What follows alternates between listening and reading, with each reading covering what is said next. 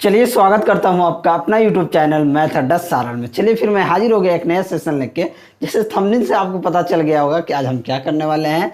आज हम करने वाले हैं इसके झांसर का जो ग्रुप डी का वॉल्यूम 2 जो आया है, वॉल्यूम 2 उसका मैथ का आज प्रैक्टिस सेट 1 करने वाले हैं। किसका? मैथ का।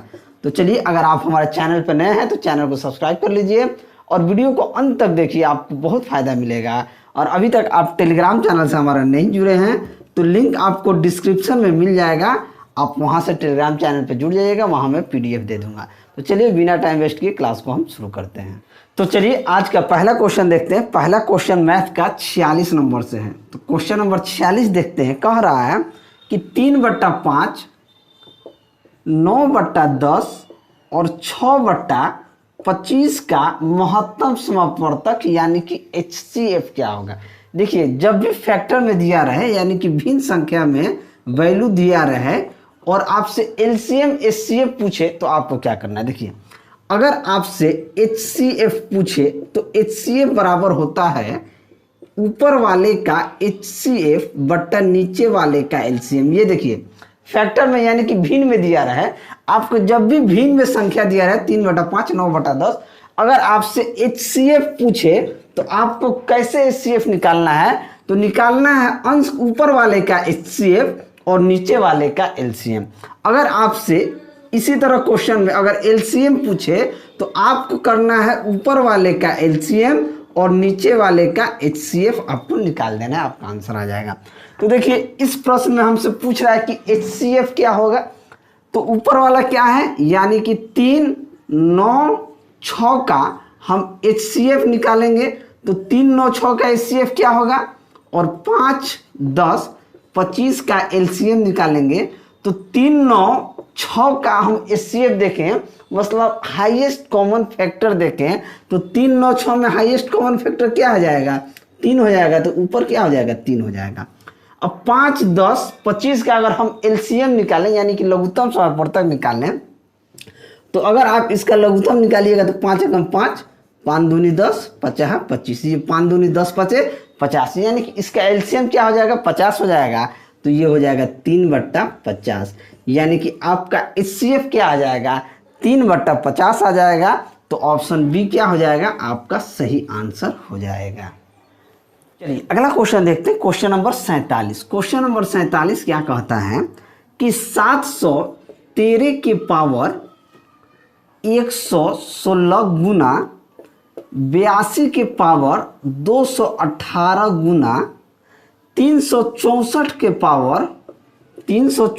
पावर 715 के परिणाम में इकाई अंक क्या होगा। ये इकाई अंक हमसे पूछ रहा है यानी कि यूनिट डिजिट पूछ रहा है। देखिए, कभी भी इस तरह का प्रश्न आपको दिखे कभी भी, तो सबसे पहले क्या कीजिए, पावर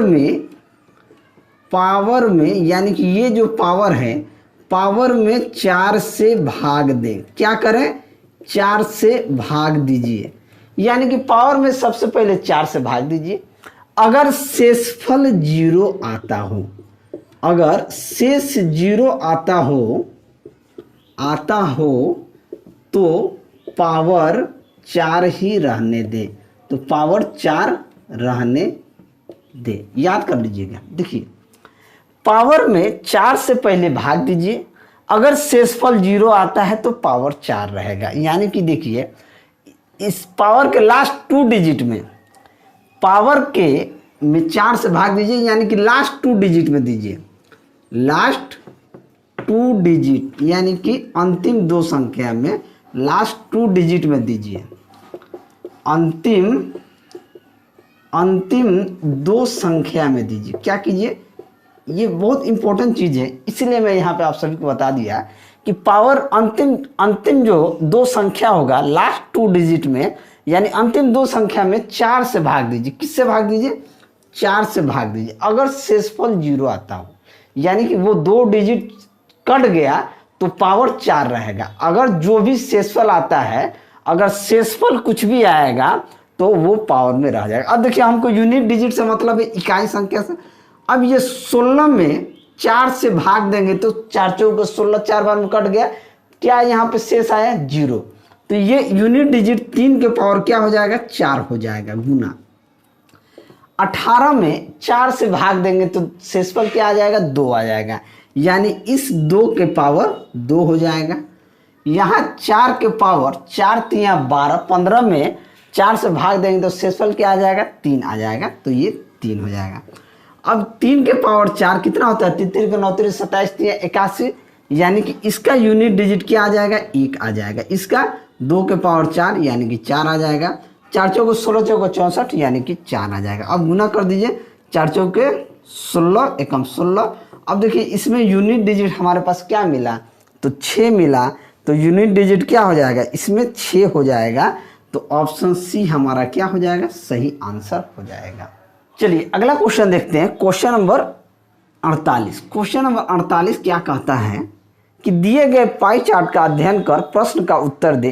5 वर्ष की कुल आय 51 दहाई सैकड़ा हजार 10,000 लाख 10 लाख यानी कि 75 लाख रुपये, यानी कि 5 वर्ष की कुल आय। तो 2 वर्ष से 3 वर्ष तक कुल आय कितनी होगी। आपको पाई चार्ट यहाँ दिखेगा, देखिए एक पाई चार्ट इस तरीके से बनाया गया है, ठीक है। ये एक ईयर है, ईयर 1 कितना है 11%, ईयर 2 ईयर कितना है 26, 3 ईयर कितना है 30% और 4 ईयर्स है 33%। अब देखिए 2 से 3 वर्ष, अब देखिए टोटल कितना दिया है हमारे पास, टोटल दिया है 75%, यानी कि 100% का वैल्यू हमारे पास दिया है 75 लाख रुपया दिया है, यही दिया हुआ है। तो यहाँ से अगर 1% का वैल्यू हम निकालेंगे तो ये 2 जीरो से 2 जीरो कट जाएगा, यानी कि हमारे पास कितना आ जाएगा 75,000 रुपया आ जाएगा। अब हमसे प्रश्न में कह रहा है कि वर्ष 2 से वर्ष 3 तक कुल आय कितना हो जाएगा। 2 वर्ष में कितना है 26% है और 3 इयर्स में 30% है, तो ये टोटल कितना हो जाएगा 56%। तो यानी हमसे क्या पूछ रहा है कि 56% का वैल्यू पूछ रहा है। अब देखिए 1% का वैल्यू अगर 75,000 है तो 56% की अगर हम वैल्यू देखेंगे तो कितना हो जाएगा 56 गुना 75,000, इससे गुना कर देंगे हमारा आंसर आ जाएगा। तो क्या करेंगे 56 को 75 से हम गुना करेंगे, इस 75 को हम 3/4 भी लिख सकते हैं, ठीक है, लेकिन हम गुना यहाँ डायरेक्ट भी कर लेंगे। 56 और 75 का गुना करेंगे, 6 5 30 के 0 हाथ में 3, 7 6 42 43 44 45 यानी कि 450, 50 25 के 5 हाथ में 2, 5 7 35 2 37। अब जोड़ देंगे 5 5 10 के 0 हाथ में 1 4 1 5 7 5 12 के 2, 7 5 12 के 2 हाथ में 1 3 1 4, यानी कि ये कितना आ गया 4200, यानी कि 4200 ये आ गया और ये 3, यानी टोटल कितना हो गया 51 दहाई सैकड़ा हजार 10,000 लाख 10 लाख, यानी कि 42 लाख रुपया हो गया। कितना हो गया 42 लाख रुपया।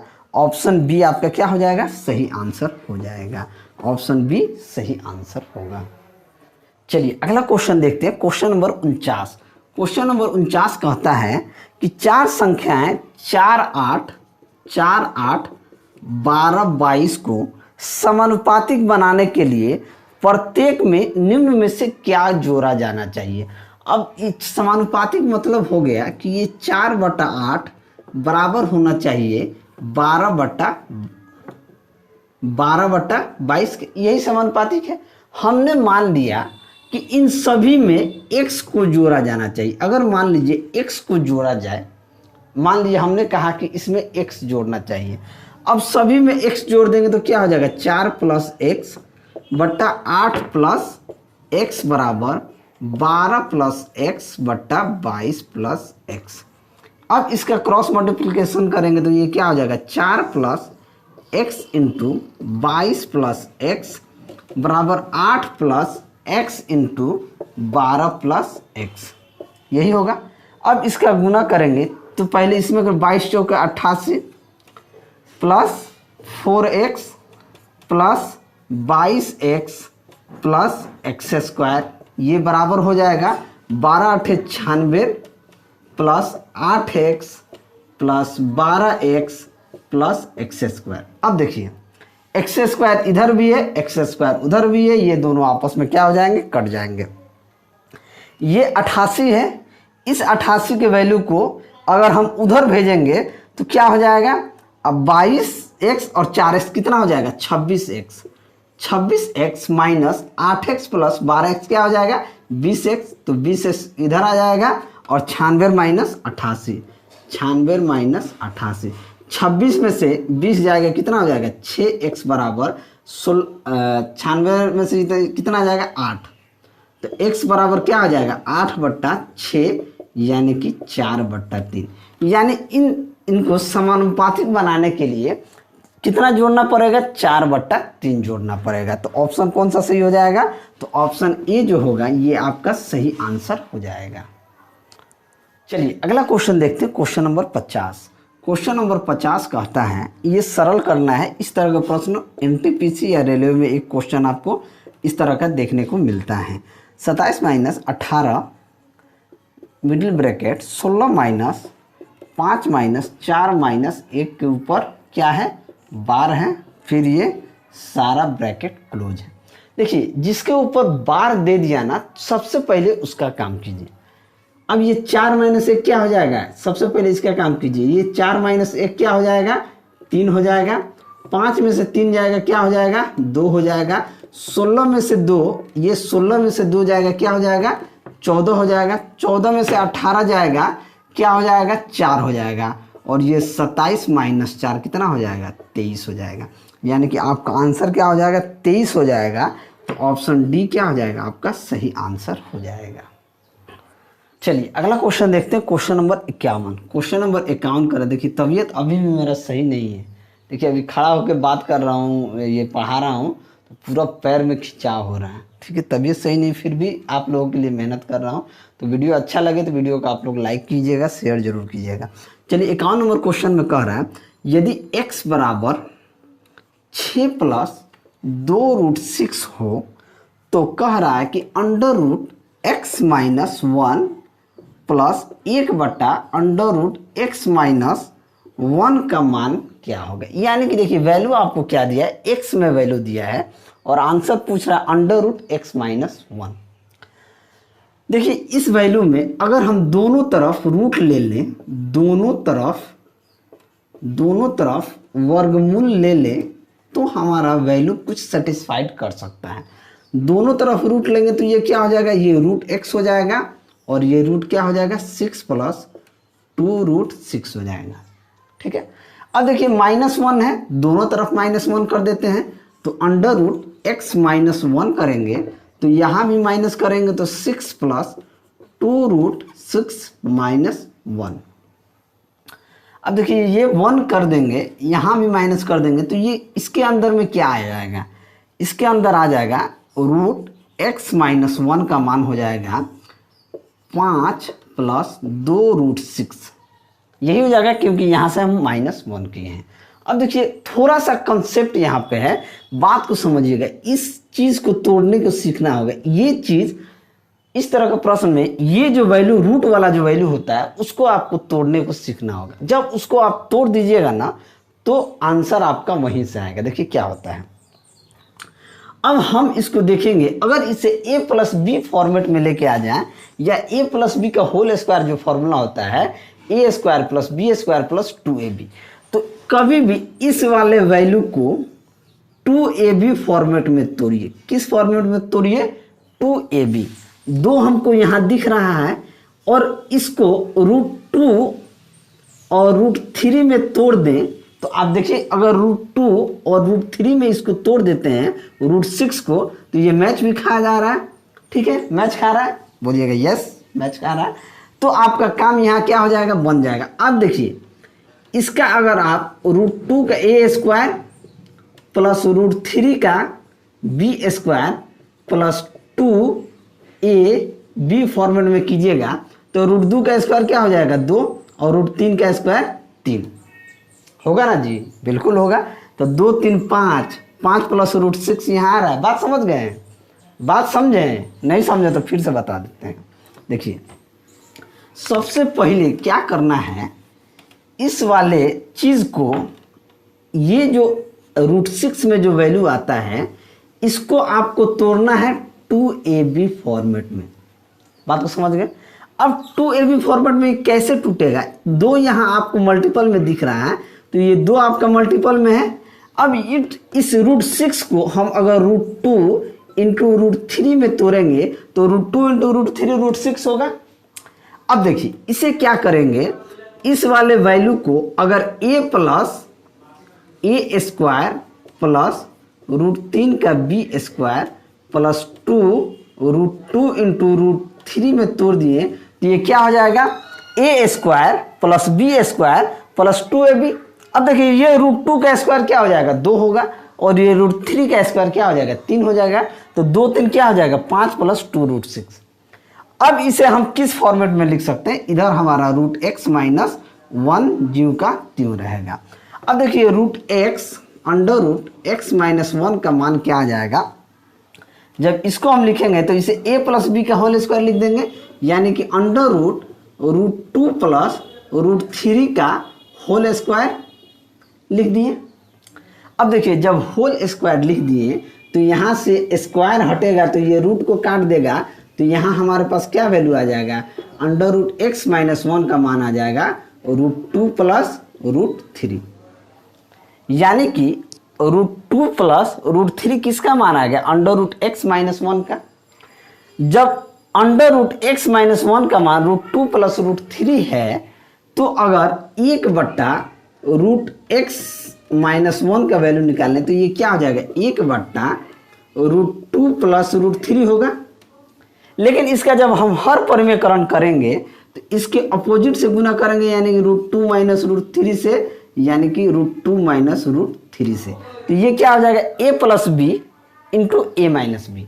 जब a plus b into a minus b क्या होता है, a स्क्वायर माइनस का b स्क्वायर होता है। तो √2 का स्क्वायर क्या हो जाएगा, 2 माइनस √3 का ये हो जाएगा माइनस का 1, तो ये हो जाएगा ऊपर क्या हो जाएगा, √2 माइनस √3 बट्टा माइनस का 1, यानी कि हम इसे लिख सकते हैं √3 माइनस का √2। अब देखिए अब हमारे पास एक वैल्यू है √x माइनस 1 का मान कितना है, √2 प्लस √3, इसका 1/√x माइनस 1 का वैल्यू है √3 माइनस 2। तो इन दोनों को जोड़ देंगे तो वैल्यू क्या आ जाएगा, √2 प्लस √3 प्लस √3 माइनस √2। ये √2 और ये √2 कट जाएगा तो आपका आंसर क्या आ जाएगा, 2√3, यानी कि √3 प्लस √3 यानी कि 2√3 क्या हो जाएगा, आपका सही आंसर हो जाएगा। तो ऑप्शन डी जो होगा ये आपका सही आंसर होगा। थोड़ा सा कंसेप्चुअल क्वेश्चन था लेकिन बहुत बढ़िया क्वेश्चन था। चलिए अगला क्वेश्चन देखते हैं, क्वेश्चन नंबर 52। क्वेश्चन नंबर 52 कहता है कि दो संख्याओं का अंतर 1355 है तथा बड़ी संख्या को छोटी संख्या से भाग देने पर भागफल 6 तथा शेषफल 25 प्राप्त होता है, तो छोटी संख्या क्या है। हमने मान लिया कि अगर छोटी संख्या को अगर हम x मान लें तो बड़ी संख्या क्या हो जाएगी, क्योंकि दोनों संख्याओं का जो अंतर है वो 1355 है, तो बड़ी संख्या हो जाएगी x प्लस 1355। अब कह रहा यदि बड़ी संख्या को छोटी संख्या से भाग देने पर भागफल 6 तथा शेषफल 25 प्राप्त होता है, तो छोटी संख्या क्या होगी। देखिए क्या होता है, भाज्य बराबर क्या होता है, भाजक गुना भागफल प्लस शेष, यही होता है। अब देखिए मान लीजिए कि भाज्य ये है x प्लस 1355 है, अगर भाजक को x मान लें, भागफल हमारा क्या हो जाता है, भागफल 6 तथा शेषफल 25 है, तो ये हमारा क्या इक्वेशन हो जाएगा, x प्लस 1355 बराबर 6x प्लस 25। अब इस x को इधर भेज देंगे, 25 को इधर भेज देंगे, तो ये हो जाएगा 6x माइनस x बराबर 1355 माइनस 25। तो ये हो जाएगा 5x बराबर 5 में से 5 गया 0, 5 में से 2 गया 3, यानी कि ये 1330। तो x का वैल्यू यहाँ से कितना आ जाएगा, 5 दूनी 10, 5 छक 30, 5 दूनी 10, 5 छक 30, 5 छक 30, यानी x का वैल्यू कितना आ जाएगा, 266 आ जाएगा। तो ऑप्शन सी क्या हो जाएगा, आपका सही आंसर हो जाएगा। हमसे छोटे ही संख्या पूछ रहा था। चलिए अगला क्वेश्चन देखते हैं, क्वेश्चन नंबर 53। क्वेश्चन नंबर 53 कहता है कि त्रिभुज एबीसी की भुजाओं के मध्य बिंदु को मिलाने पर निर्मित त्रिभुज डीईएफ, इसी प्रकार त्रिभुज डीईएफ की भुजाओं के मध्य बिंदु को मिलाने पर निर्मित त्रिभुज पीक्यूआर की भुजाओं की लंबाई 2, 3, 5 इकाई है। तो त्रिभुज एबीसी का परिमाप क्या हो जाएगा। एक त्रिभुज है एबीसी इसके मध्य बिंदु, इसका मध्य बिंदु यहाँ होगा, इसका मध्य बिंदु यहाँ होगा, इसका मध्य बिंदु यहाँ होगा। इनसे भुजाओं से निर्मित एक बना है त्रिभुज, जिसका नाम क्या दिया गया है, डी ई एफ। ठीक है, इसी प्रकार डी एफ के भुजाओं के मध्य बिंदु को मिलाने पर निर्मित, अब डी भुजाओं के इसका मध्य बिंदु ये होगा, इसका मध्य बिंदु ये होगा और इसका मध्य बिंदु ये होगा। इससे निर्मित एक त्रिभुज बनती है पी क्यू आर। क्या बनेगा, पी क्यू आर एक त्रिभुज यहाँ निर्मित होता है, पी क्यू आर। ठीक है, पी क्यू आर निर्मित होता है, जिसकी लंबाई 2, 3 और 5 इकाई है। तो त्रिभुज एबीसी का परिमाप, इसका टोटल परिमाप पूछ रहा है। देखिए 1, 2, 3 ये टोटल क्या हो जाएगा, ये 4 गुना होगा इस वाले वैल्यू का। इसका जो परिमाप होगा 1, इसका जो वैल्यू दिया है इसका ये कितना गुना होगा, 4 गुना होगा। तो 2, 3, 5, 5, 10 यानी कि 4 गुना 10 यानी कितना इसका परिमाप हो जाएगा, इसका परिमाप एबीसी का यानी कि 40 इकाई हो जाएगा। तो 40 यूनिट 40 इकाई होगा। तो ऑप्शन सी क्या हो जाएगा, आपका सही आंसर हो जाएगा। अगला क्वेश्चन देखते हैं, क्वेश्चन नंबर 54। क्वेश्चन नंबर 54 क्या कहता है, कहता है कि 1800 को 10% वार्षिक चक्रवृद्धि ब्याज दर पर 1 वर्ष के लिए, 1800 यानी कि प्रिंसिपल 1800 है, रेट आपका 10% है, टाइम अर्धवार्षिक है, अर्धवार्षिक टाइम है। तो समय कितना हो जाएगा, समय आपका हो जाएगा 2 वर्ष। जब समय 2 वर्ष होगा तो रेट कितना हो जाएगा, 5% हो जाएगा। बात को समझिएगा, रेट 10% है तो ये 5% हो जाएगा। समय कितना रहेगा, तो 2 वर्ष रहेगा। रुकिए 10% वार्षिक चक्रवृद्धि ब्याज दर पर, नहीं आपका रेट 10% रहेगा। ठीक है, टाइम आपका 2 वर्ष का आ रहा है। ठीक है, इसी तरीके से दूसरे में कह रहा है प्रिंसिपल 2800 रुपया को, रेट कितना है, ये भी 10% है। तो 10% है, 10% वार्षिक चक्रवृद्धि ब्याज पर 1 वर्ष के लिए निवेश किया जाता है। ठीक है, 1 वर्ष के लिए निवेश किया जाता है। तो ये भी टाइम क्या हो जाएगा, 2, रेट आपका 5% हो जाएगा। इन दोनों में रेट आपका क्या हो जाएगा, जब अर्धवार्षिक होगा तो रेट आधा हो जाएगा और टाइम क्या हो जाएगा, डबल हो जाएगा। तो ये दोनों में रेट क्या हो जाएगा, 5%, टाइम हो जाएगा 2 वर्ष। ये चक्रवृद्धि ब्याज लगा रहा। अब हमसे पूछ रहा, जबकि प्रत्येक में ब्याज का संयोजन अर्धवार्षिक होता है तो दोनों निवेश पर प्राप्त ब्याज में क्या अंतर होगा, यही पूछ रहा है। अब देखिए यहाँ पे 1800 है, यहाँ 2800 है, इन दोनों में कितने का अंतर है, तो 1000 रुपया का अंतर है। कितना का अंतर है, 1000 रुपया का। और रेट जब 5% होता है, जब रेट 5% होता है, टाइम डबल होता है, तो चक्रवृद्धि ब्याज क्या हो जाता है, टाइम गुना रेट प्लस 2 वर्ष की बात होता है। तो 2 स्थान जो ये 5 का स्क्वायर, इसमें 0.2 स्थान लगा देते हैं। तो ये हो जाता है 10.25%। कितना हो जाता है, अगर आप इस 1000 का डायरेक्ट 10.25% निकाल देंगे तो आपका आंसर आ जाएगा। क्या आ जाएगा, 10.25% का मतलब हो गया 100। 2 जीरो से 2 जीरो काट दीजिए, 1 गुना करेंगे तो ये हो जाएगा 102 रुपया 50 पैसा।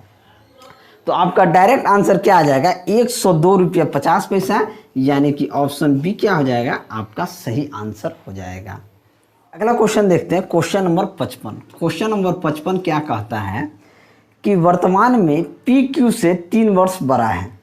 7 वर्ष बाद पी की आयु 5 वर्ष पूर्व क्यू की आयु की 2.5 गुनी होगी। 3 वर्ष बाद पी कितने वर्ष का होगा।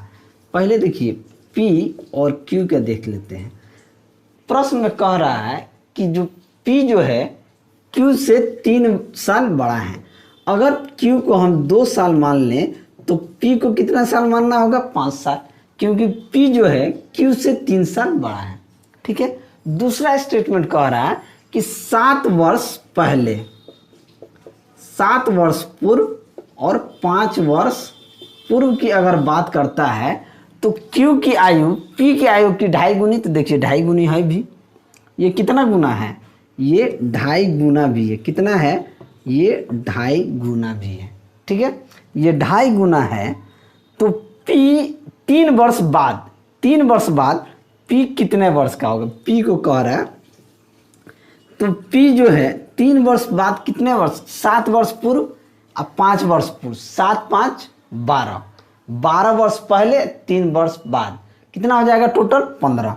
यानी कि 15/3 गुना 5 माइनस 4 कर देंगे तो ये क्या हो जाएगा? 3 5 15, 50 25, यानी कि 25 माइनस 4, यानी कि P का जो उम्र होगा वो कितना साल हो जाएगा? 21 साल हो जाएगा। तो ऑप्शन डी क्या हो जाएगा? आपका सही आंसर हो जाएगा। अगला क्वेश्चन देखते हैं, क्वेश्चन नंबर 56। क्वेश्चन नंबर 56 कहता है कि किसी संख्या को 7 से भाग देने पर शेष 5 बचता है, तो इसी संख्या के वर्ग को 7 से भाग देने पर शेष क्या बचेगा? अब देखिए, मान लीजिए अगर कोई संख्या x है, इसको 7 से भाग देते हैं तो हमारे पास रिमाइंडर कितना बचता है? 5 बचता है। यानी अगर वो संख्या की बात करें तो ये क्या हो जाएगा? 7 + 5, यानी कि 12 वो संख्या होगा। 12 ही ना होगा जी। अगर 12 में 7 से भाग देंगे तो 7 एकम 7, शेषफल क्या बचेगा? 5। तो वो संख्या क्या होगी? 12। अब इस संख्या के स्क्वायर को, यानी 12 के स्क्वायर 144 को 7 से भाग करेंगे तो कितना बार में जाएगा? 20 7 140, यानी कि शेषफल रिमाइंडर कितना बचेगा? 4 बचेगा। रिमाइंडर कितना बच जाएगा? 4 बच जाएगा। तो ऑप्शन सी जो है आपका सही आंसर हो जाएगा। चलिए अगला क्वेश्चन देखते हैं कि क्वेश्चन नंबर 57। क्वेश्चन नंबर 57 कहता है कि cot A + cot B, cot A + cot B बटा tan A + tan B का मान क्या होगा? तो cot A + cot B बटा tan A + tan B का मान क्या होगा? हमसे यही पूछा है।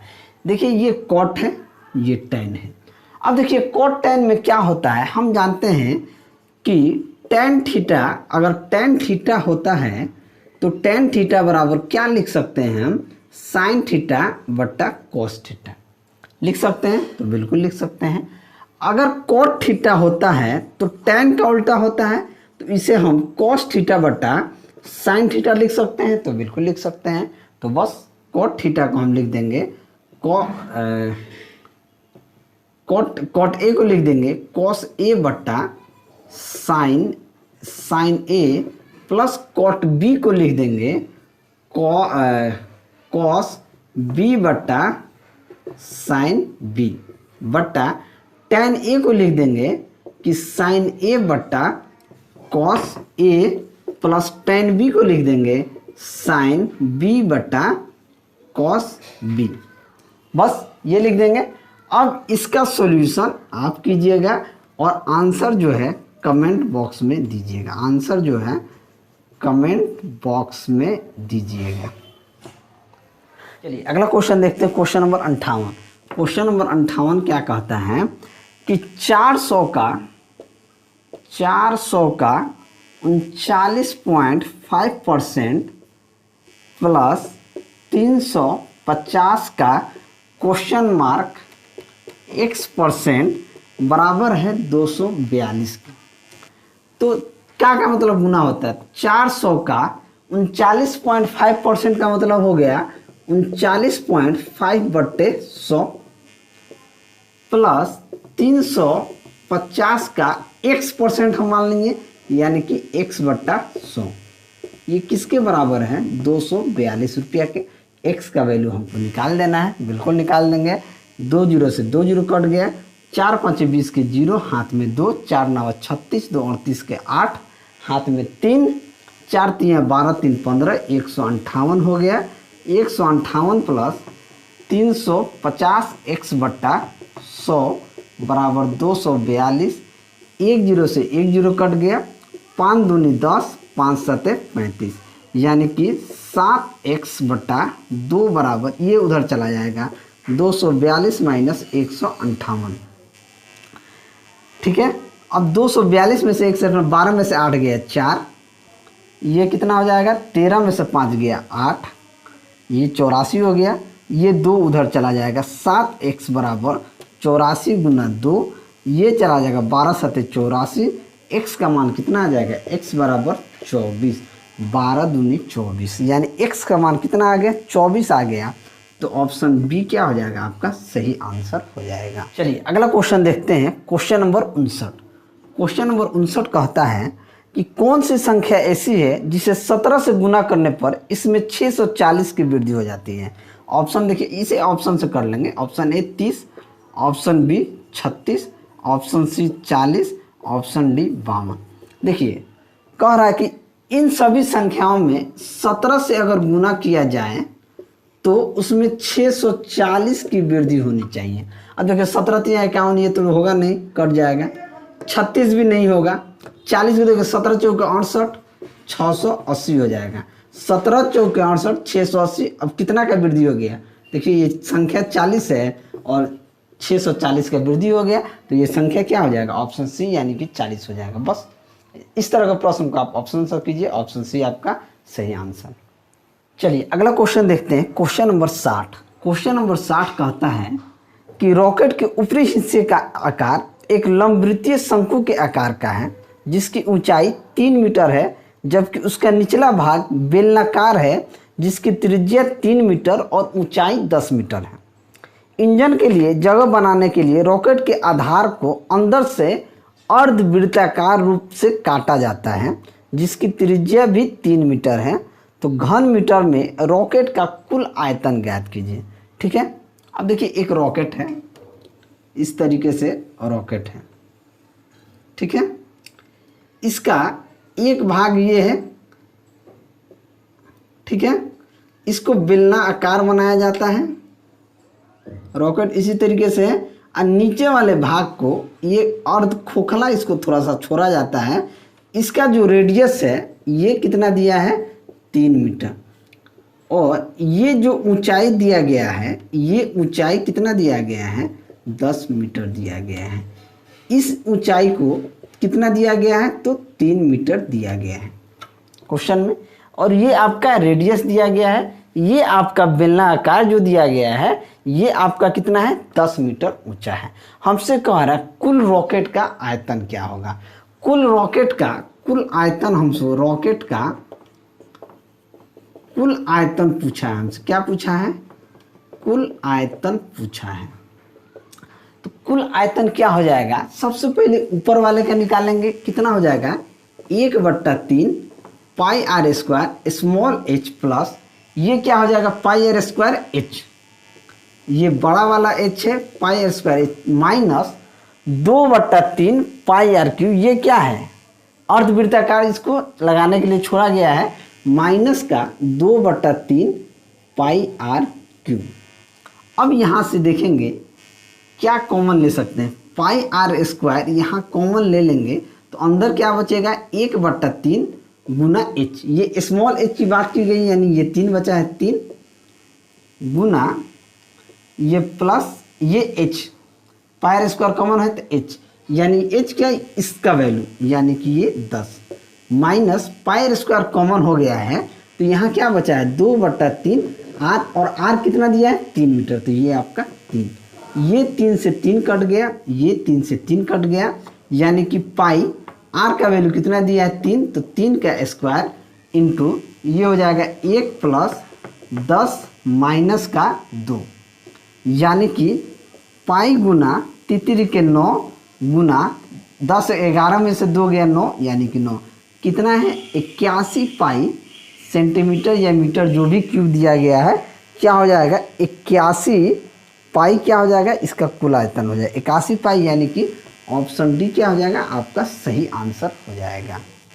चलिए अगला क्वेश्चन देखते हैं, क्वेश्चन नंबर 61। क्वेश्चन नंबर 61 कहता है कि पी और क्यू एक साथ एक काम को 18 दिन में कर सकते हैं, P और Q एक काम को एक साथ 18 दिन में कर सकते हैं, Q और R एक साथ एक काम को 24 दिनों में कर सकते हैं। यदि P और R की दक्षता का अनुपात 2:1 है, P और R का दक्षता का जो अनुपात है, इफिशियंसी है P और Q का, वो क्या है 2:1 है। तो Q अकेले काम को कितने दिन में पूरा करेगा? सबसे पहले इन दोनों का एलसीएम क्या हो जाएगा? 18-24 का एलसीएम हो जाएगा 72। अगर P प्लस Q की अगर हम क्षमता देखें तो 18 चौक 72, इसका आ जाएगा 4, और Q प्लस R का आ जाएगा 24 तिया 72 यानी कि 3। अब देखिए Q प्लस R का 3 है, P प्लस Q का 4 है। तो यहाँ से अगर Q का देखें तो Q का यहाँ से क्षमता कितना है? इसका 2 गुना है P का। अगर Q का 1 है तो P का 2 है। अब देखिए अगर यहाँ P का 2 है, यहाँ अगर P का एफिशिएंसी 2 है तो यहाँ Q का एफिशिएंसी क्या हो जाएगा? E भी 2 हो जाएगा, क्योंकि दोनों का कितना है? 4 है। यहाँ देखें अगर Q का 2 होगा तो यहाँ R का क्या हो जाएगा? 1 हो जाएगा। बात को समझिए। तो Q की अगर क्षमता देखें तो यहाँ कितना एफिशिएंसी है? इसका क्षमता 2 हो जाएगा। तो 72 काम को P2 के एफिशिएंसी से कितना दिन में निपटा देगा? तो 36 गुना 72 यानी कि 36 दिन में निपटा देगा। तो ऑप्शन सी क्या हो जाएगा? आपका सही आंसर हो जाएगा। अगला क्वेश्चन देखते हैं, क्वेश्चन नंबर 62। क्वेश्चन नंबर 62 कहता है कि 25% और 10% का 2 क्रमागत छूट दी जाती है, किसी वस्तु पर एकल छूट क्या हो जाएगा? 25% का मतलब होता है कि 25/100 यानी कि 1/4 छूट दिया जाएगा। तो 4 में 1 रुपया छूट देंगे तो कितना में बेचेंगे? 3 रुपया में। 10% का मतलब होता है 10/100 यानी कि 1/10, यानी 10 रुपया के सामान को 1 रुपया छूट में 9 रुपया में बेचा जाए तो कितना का अंतर होगा? 4 दहां 40, 9 तिरी 27। अब इसमें कितना का छूट हो गया है? तो 13 का छूट होता है किस पे? 40 पे। तो 100% पे कितना हो जाएगा? 1 0 से 1 0 काट दीजिए, 4 से ये कट जाएगा 2.5 बार में, यानी कि 13 5 65, 13 दूनी 26, 13 5 65। इसको अगर हम 25 कर दें, अगर 25 को 13 से गुना कर दें, 25 तिया 75, और ये आपका 25, 5 7 5 12 के 2 हाथ में 1 2 1 3 यानी कि 32.5 कितना आ जाएगा? 32.5, यानी एकल छूट कितना देना पड़ेगा? तो 32.5%। तो ऑप्शन सी क्या हो जाएगा? आपका सही आंसर हो जाएगा। चलिए अगला क्वेश्चन देखते हैं, क्वेश्चन नंबर 63। क्वेश्चन नंबर 63 कहता है कि एक कक्षा के 12 छात्रों द्वारा प्राप्त किए गए अंकों का माध्य 67.4 है। यदि एक अन्य कक्षा के 15 छात्रों द्वारा प्राप्त किए गए अंकों का माध्य 72.3 है तो दोनों कक्षाओं का संयुक्त माध्य क्या हो जाएगा? दोनों कक्षाओं का संयुक्त माध्य देखेंगे तो सबसे पहले माध्य क्या होता है? सभी संख्याओं का योग बट्टा संख्या, ठीक है। तो अगर इन संख्याओं का अगर सम देख लें तो 12 छात्रों का माध्य कितना दिया है? 67.4, प्लस संयुक्त करना है, फिर 15 छात्रों का माध्य कितना है? 72.3। टोटल संख्या कितना हो जाएगा? 12 + 15 कितना हो जाएगा? 12 + 15। अब इसको जोड़ देंगे तो 12 + 15 27 हो जाएगा। इसका गुना आप करके जोड़ दीजिएगा, आपका आंसर आ जाएगा। उसमें 27 से भाग कर दीजिएगा। इसका भी आंसर आप कमेंट बॉक्स में जरूर दें। अगला क्वेश्चन देखते हैं, क्वेश्चन नंबर 64। क्वेश्चन नंबर 64 कहता है कि एक 125 मीटर लंबी ट्रेन एक 75 मीटर लंबे स्टेशन को 10 सेकेंड में पार करती है, तो ट्रेन की गति क्या हो जाएगी? ठीक है। अब मान लीजिए ये एक ट्रेन है, 125 मीटर लंबी है, 75 मीटर, मान लीजिए ये स्टेशन है 75 मीटर, इसको 10 सेकेंड में पार करते हैं। दूरी क्या होता है? डिस्टेंस बराबर होता है स्पीड इंटू टाइम। तो स्पीड बराबर क्या हो जाएगा? डिस्टेंस बट्टा टाइम। अब देखिए डिस्टेंस हमारा क्या होगा? इस ट्रेन का डिस्टेंस प्लस इस प्लेटफॉर्म का डिस्टेंस ही हमारा टोटल दूरी हो जाएगा। तो क्या हो जाएगा? 125 + 75/10। 125 और 75 कितना हो जाएगा? 200, यानी कि 200/10 यानी कि 20 मीटर पर सेकेंड। अब 20 मीटर पर सेकेंड को किलोमीटर पर सेकेंड में बदलने के लिए हम क्या करेंगे? 18/5 से गुना कर देंगे तो 5 चौके 20, 18 चौक 72, यानी कि 72 किलोमीटर प्रति घंटा क्या हो जाएगा, हमारा सही आंसर हो जाएगा। तो ऑप्शन सी क्या हो जाएगा, सही ऑप्शन हो जाएगा। अगला क्वेश्चन देखते हैं, क्वेश्चन नंबर 65। क्वेश्चन नंबर 65 कहता है कि 3 7 5 7 2 3 2 9 3 9 का बहुलक ज्ञात कीजिए। बहुलक क्या होता है, जो सबसे ज़्यादा बार आता है उसे ही बहुलक कहते हैं। अब देखिए 3 3 3 3 3 बार है, 2 2 बार है, 9 2 बार है, तो बहुलक क्या हो जाएगा, 3 हमारा बहुलक हो जाएगा। तो ऑप्शन ए क्या हो जाएगा, आपका सही आंसर हो जाएगा।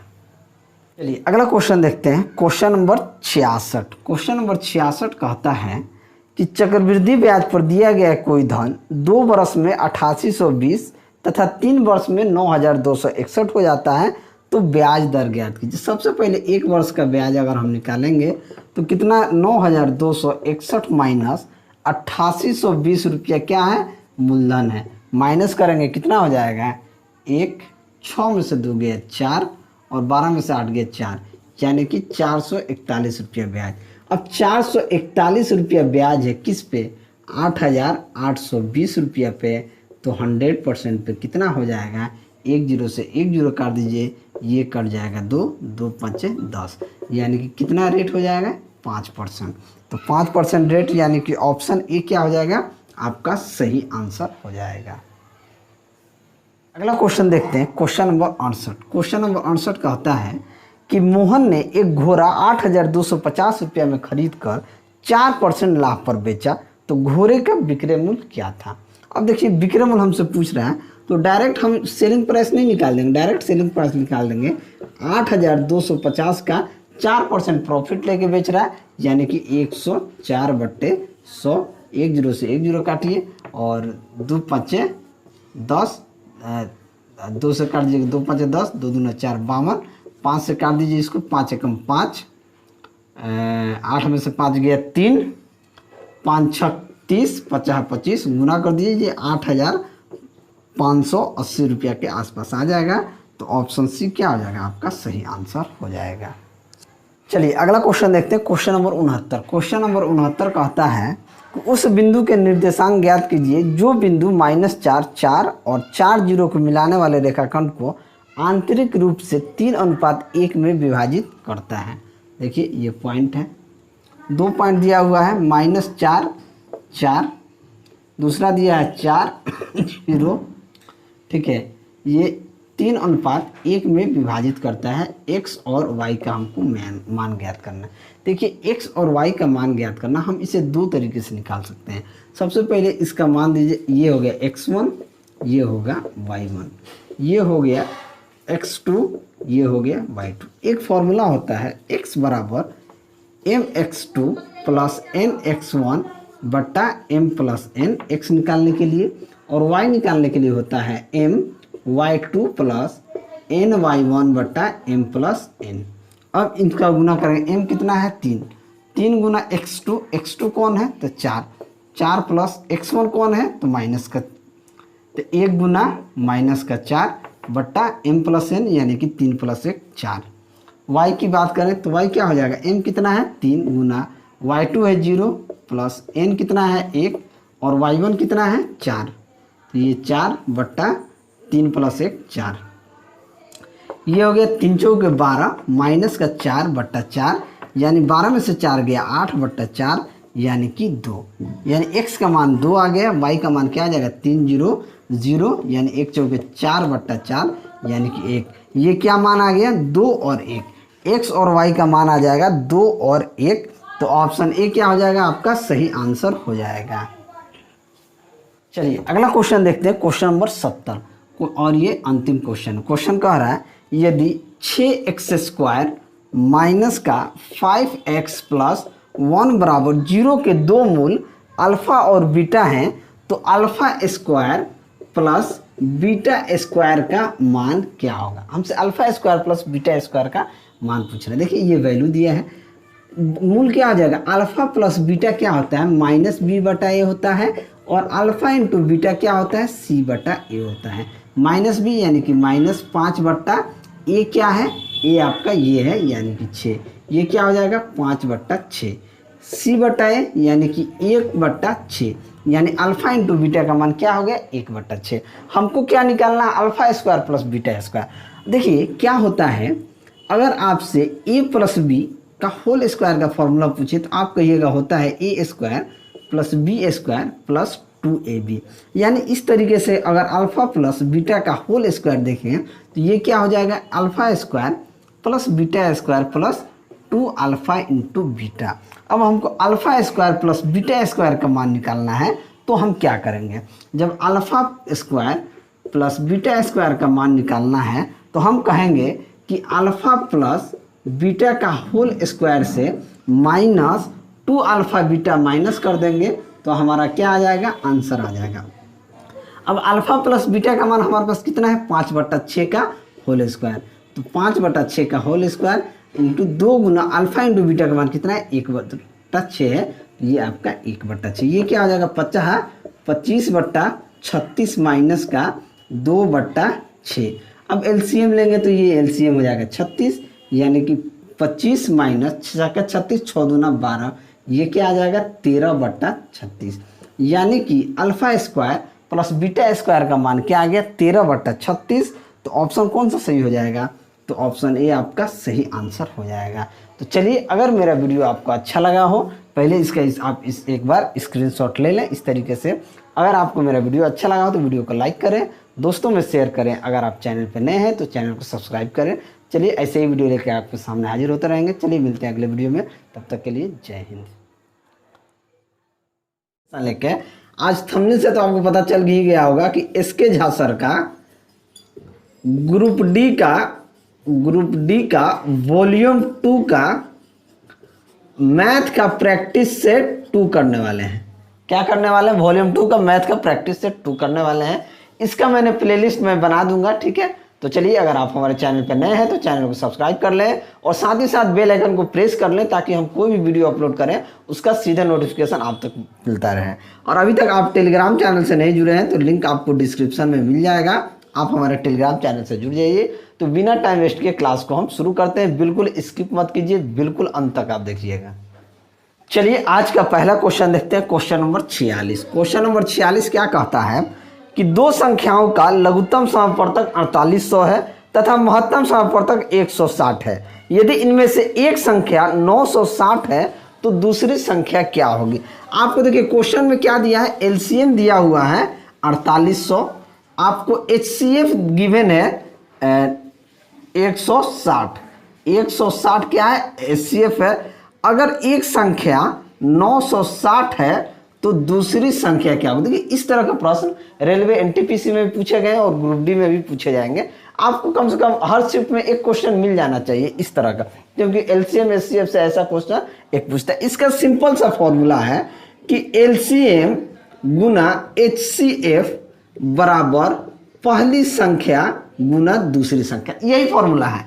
एलसीएम गुना एचसीएफ बराबर पहली संख्या गुना दूसरी संख्या। अब एलसीएम कितना है 4800 हमारा एलसीएम है, एचसीएफ कितना है 160 है और पहली संख्या कितना है 960 है, तो दूसरी संख्या हमको निकालना है। अब देखिए 16 छक 96, ये 6 बार में कट गया, 6 से ये कट जाएगा 48 कितना बार में 8 बार में, ये कितना हो जाएगा 800, यानी कि दूसरी संख्या क्या हो जाएगी 800 हो जाएगी। तो 800 हो जाएगी तो हमारा आंसर यही हो जाएगा। तो ऑप्शन बी क्या हो जाएगा आपका सही आंसर हो जाएगा। बस यही करना है और ये चीज आपको याद रखना है। क्या याद रखना है कि एलसीएम गुना एचसीएफ बराबर पहली संख्या गुना दूसरी संख्या। इसलिए 4 चीज है, यहाँ आपको 3 चीज हर क्वेश्चन में गिवन रहेगा। 3 चीज हर क्वेश्चन में आपको गिवन रहेगा। अगर 2 संख्या का गुणनफल दे देता है और एक एचसीएफ दे देगा तो आप एलसीएम निकाल लीजिएगा। 2 संख्या का गुणनफल दे दे, एलसीएम दे दे तो आप एचसीएफ निकाल लीजिएगा। अगर आपको एलसीएम दे दे, पहली संख्या दूसरी संख्या दे दे तो आप एचसीएफ निकाल लीजिएगा, यही पूछता है। चलिए अगला क्वेश्चन देखते हैं, क्वेश्चन नंबर 47।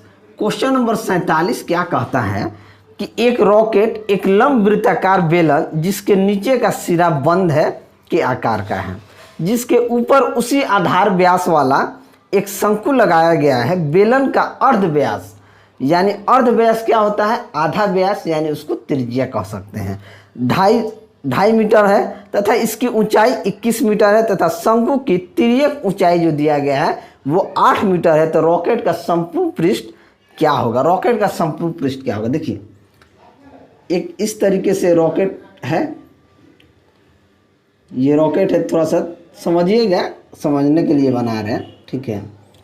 और ये जो शंकु का आधार है और इस बेलन का आधार को एक समझिएगा, ठीक है, क्या समझिएगा, एक। अब देखिए ये जो त्रिज्या दिया गया है, ये जो त्रिज्या मान लीजिए ये त्रिज्या जो दिया गया 2.5 मीटर दिया गया है, 2.5 मीटर यानी कि 2 दूना 4 1 5/2 मीटर। शंकु की ऊंचाई जो दिया गया है वो कितना दिया, 21 मीटर, यानी इसका जो ऊंचाई कितना दिया गया है, इसकी ऊंचाई 21 मीटर है। और कह रहा है कि शंकु का जो तिर्यक ऊंचाई है यानी कि एल कितना है, 8 मीटर दिया गया, क्वेश्चन में यही दिया गया।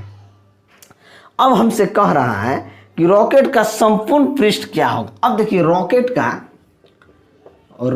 का संपूर्ण पृष्ठ का अगर हम क्षेत्रफल देखें, संपूर्ण पृष्ठ का अगर हम क्षेत्रफल देख लें तो सबसे पहले क्या होगा, इस शंकु का क्षेत्रफल होगा, शंकु का क्षेत्रफल प्लस बेलन का, इस बेलन का संपूर्ण पृष्ठ का क्षेत्रफल, बेलन का संपूर्ण पृष्ठ का क्षेत्रफल होगा प्लस इसका आधार, और इसका आधार क्या है, बराबर है, तो उसके आधार का क्षेत्रफल होगा, यानी इन आधार का क्षेत्रफल, इन तीनों को जोड़ के जो वैल्यू आएगा वही हमसे पूछ रहा है। अब देखिए शंकु का क्षेत्रफल क्या हो जाएगा, πr_l हो जाता है, क्या होता है, πr_l प्लस बेलन का संपूर्ण पृष्ठ का अगर हम क्षेत्रफल देखें तो ये हो जाता है 2πr_h प्लस आधार का क्षेत्रफल क्या होता है, πr² होता है, यानी इसका जो क्षेत्रफल होगा, ये जो गोल नीचे होगा उस गोल का पूरा, अगर इसका ही अगर देखिए, अगर मान लीजिए ये शंकु आकार का है तो इसका आधार का क्षेत्रफल क्या होता है, सर्कल का आधार का क्षेत्रफल क्या होता है, πr² होता है, तो ये क्या हो जाएगा, πr²।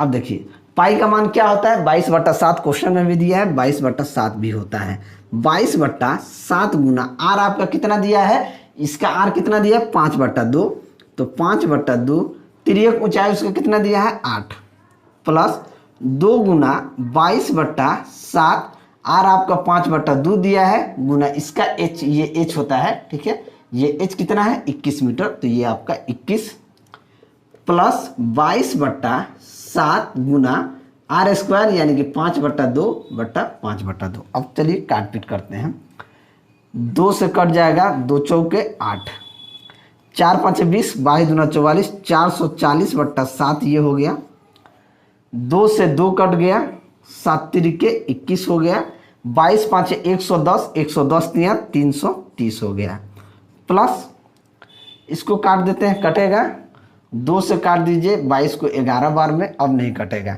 50 25 या 11 5 55, 50 25 के 5 हाथ में 2, 50 25 2 27, यानी कि 275/14। अब इसका एलसीएम ले लीजिए, कितना हो जाएगा, 14, 7 दूनी 14, 44 दूना 880, ये हो गया 880 प्लस ये 14 है, ये 330 है, तो 330 में 14 से गुना करेंगे तो ये कितना हो जाएगा, 330 गुना 14 यानी 33 को 14 से गुना करेंगे तो 4 3 12 के 2, हाथ में 1, 4 3 12 1 13, 1 3 3 1 3 3, 2 3 3 6 3 1 4, यानी कि 4620 हो गया, कितना हो गया, 4620 प्लस ये आपका हो जाएगा 275। अब इन सभी को जोड़ देंगे तो जोड़ेंगे तो क्या हो जाएगा, 5 लास्ट में आ जाएगा, 8 2 10, 10 7 17 के 7, हाथ में 1, 8 1 9, 9 6 15, 15 2 17 के 7, हाथ में 1, 4 1 5, 5775/14, 14 चौके 56, 14 एकम 14, 35 हो गया, 14 दूनी 28, 7 हो गया, 14 5 70, यानी इसका कुल क्षेत्रफल कितना आ जाएगा, 412.5 5 मीटर स्क्वायर क्या आ जाएगा, इसका क्षेत्रफल आ जाएगा। तो ऑप्शन कौन सही हो जाएगा, 412.5 मीटर स्क्वायर। तो ऑप्शन बी जो है आपका सही आंसर हो जाएगा। चलिए अगला क्वेश्चन देखते हैं, क्वेश्चन नंबर 48। क्वेश्चन नंबर 48 क्या कहता है, 48 कहता है कि 2/3 माइनस 3/5 का 5.1/2 प्लस 1/2 भागा 5/11 को सरल करना है, यानी कि हल करना है। तो देखिए सबसे पहले हम स्मॉल ब्रैकेट का काम करते हैं। तो स्मॉल ब्रैकेट का काम करेंगे तो 3 5 का एलसीएम कितना हो जाएगा, 15। 3 5 5 दूनी 10, 10 माइनस 5 15 3 के 9, ये हो गया। का मतलब होता है गुना, 5 दूनी 10 11/2 प्लस 1/2। इस भाग को अगर गुना फॉर्मेट में बदल दें तो ये क्या हो जाएगा, उल्टा हो जाएगा 11/5। क्या हो जाएगा, उल्टा हो जाएगा 11/5। अब 10 में से 9 हो जाएगा, क्या हो जाएगा 1/15 गुना 11/2 प्लस ये गुना कर देंगे तो 11/10 हो जाएगा। इसको करेंगे तो 11/15 दूना 30 प्लस 11/10। 10 और 30 का एलसीएम क्या हो जाएगा, 30 हो जाएगा। 30 एकम 30, 11 एकम 11 प्लस 10 या 30, 3 गुना 11 33, यानी कि 44/30 क्या हो जाएगा, आपका आंसर हो जाएगा। तो 44/30 यानी कि कौन सा आंसर हो जाएगा, ये कटेगा अभी, रुकिए 2 से काट दीजिए। 2 से कट जाएगा 22 बार में, 2 से कट जाएगा 15 बार में, यानी कि 22/15 यानी कि 1.7/15 कह सकते हैं। तो ये 1.7/15 यानी कि ऑप्शन ए क्या हो जाएगा, आपका सही आंसर हो जाएगा। चलिए अगला क्वेश्चन देखते हैं, क्वेश्चन नंबर 49। क्वेश्चन नंबर 49 कहता है कि 7 साल में कोई धन चक्रवृद्धि ब्याज की दर से 2 गुना हो जाता है, तो कितने वर्ष में 16 गुना होगा। देखिए 2 वर्ष में 2 गुना होता है, क्या होता है, 2 गुना होता है 7 वर्ष में। बात को समझिए, बहुत इसका कंसेप्ट बहुत अच्छा है लेकिन थोड़ा समझना होगा। 2 गुना होता है 7 वर्ष में, तो 16 गुना कितने वर्ष में होगा। अब 16 गुना का मतलब होता है 2 के पावर 4 लिख देंगे तो 16 हो जाएगा, ठीक है। अब 2 वर्ष में ये 2 गुना हुआ 7 वर्ष में, तो 16 गुना क्या हो जाएगा, इसके पावर से उस 7 में गुना कर दीजिए, यानी कि 28 वर्ष में वो क्या हो जाएगा, 16 गुना हो जाएगा। तो ऑप्शन कौन सा सही हो जाएगा, तो ऑप्शन सी आपका सही आंसर हो जाएगा। अगला क्वेश्चन देखते हैं, क्वेश्चन नंबर 50। क्वेश्चन नंबर 50 कहता है कि निम्नलिखित में से कौन सी संख्या अपरिमेय है। देखिए अपरिमेय अगर इस तरीके से जो रूट से बाहर आ जाए, जो रूट से बाहर आ जाए वो परिमेय संख्या होगा, और जो रूट ही में रह जाए यानी रूट से बाहर ना आए वो अपरिमेय संख्या होगा। ऑप्शन ए देखिए, ऑप्शन ए अंडर रूट, यहाँ 6 है 40 96। Option b 8 40 96। Option c cube 40 96 और ऑप्शन डी यहाँ 4 है 40 96। सबका एक है, बात को समझिएगा। देखिए हम जानते हैं कि 16 का क्यूब, जो 16 का क्यूब होता है वो 4096 होता है, तो ये क्या हो जाएगा, ये 16 हो जाएगा, ये परिमेय संख्या है। अब 16 ये आपका 8 को 4 बार में गुना कीजिएगा तो यहाँ से 8 निकल के आएगा, तो ये परिमेय संख्या है। इसको देखिए, यानी कि यहाँ से क्या निकल के आ जा रहा है बाहर, 4 निकल के बाहर आएगा।